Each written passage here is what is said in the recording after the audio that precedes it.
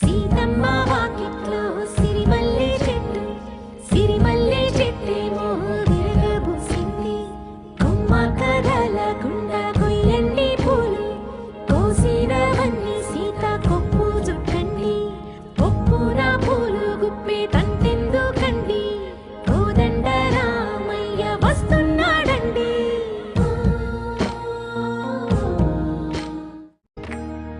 Seethamma Vakitlo